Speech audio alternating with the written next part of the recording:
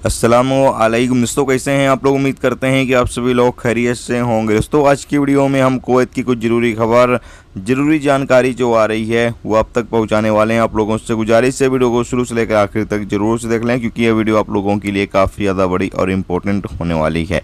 सबसे पहली खबर, कुवैत में कैबिनेट की मीटिंग हुई और मीटिंग के बाद बताया गया है कि कुवैत में नए साल के मौके पर छुट्टी का ऐलान किया गया है। 31 दिसंबर और 1 जनवरी को कुवैत के अंदर छुट्टी रहेगी, यानी 31 दिसंबर 2023 और 1 जनवरी 2024 को नए साल की छुट्टी का ऐलान कुवैत के अंदर कर दिया गया है। और बताया गया है कि तमाम पब्लिक सेक्टर में छुट्टी रहेगी और बाकी लोगों की भी कुवैत के अंदर छुट्टी रहेगी। इसके अलावा अगली अपडेट यह है कि कुवैत के जलेब में खड़ी एक बस में आग लग गई।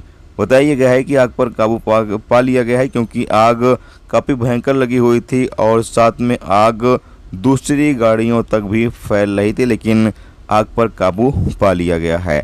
इसके अलावा अगली अपडेट यह है कि कुवैत में आधा टन हशीश स्मगलिंग करने की कोशिश करने के आरोप में 6 ईरानी लोगों को गिरफ्तार किया गया है। अपडेट के मुताबिक बताया गया है कि ये लोग नाव के जरिए ईरान से कुवैत हशीश लेकर आ रहे थे और आधा टन हशीश ये लेकर आ रहे थे, जिसकी कुवैती दिनार के मुताबिक तकरीबन 1.5 लाख कीमत बताई जा रही है, यानी 1.5 लाख कुवैती दिनार कीमत बताई जा रही है। ये लोग कुवैत लेकर आ रहे थे, कुवैत में स्मगलिंग करने की कोशिश कर रहे थे, लेकिन अधिकारियों ने ऑपरेशन किया और ऑपरेशन के दौरान इन लोगों को गिरफ्तार कर लिया और हशीश को जब्त कर लिया है, जैसा कि आप सामने स्क्रीन पर इमेज के माध्यम से देख सकते हैं।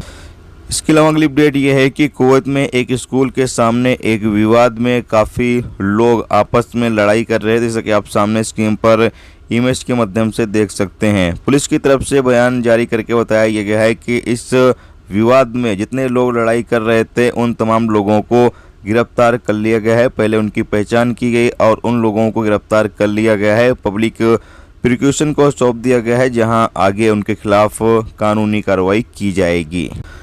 इसके अलावा अगली अपडेट यह है कि कुवैत कोर्ट ने एक ईरानी बंदे को 7 साल जेल की सज़ा सुनाई है। अपडेट के मुताबिक बताया गया है कि इस ईरानी बंदे ने एक दूसरे बंदे को जो काम पर आ नहीं रहा था और उसको सैलरी दे रहा था, यानी वो काम से गैर हाजिर रहता था, वो काम पर आता ही नहीं था और उसको कई सालों से सैलरी दे रहा था। अब तक तकरीबन 37,000 केडी तक उसको सैलरी पे की जा चुकी थी। जैसे ही कंपनी को या फिर जो भी इदारा था उसको पता चला कि ये बंदा काम पर नहीं आता है और इसको सैलरी मिल रही है, जांच की गई और जांच के दौरान पाया गया।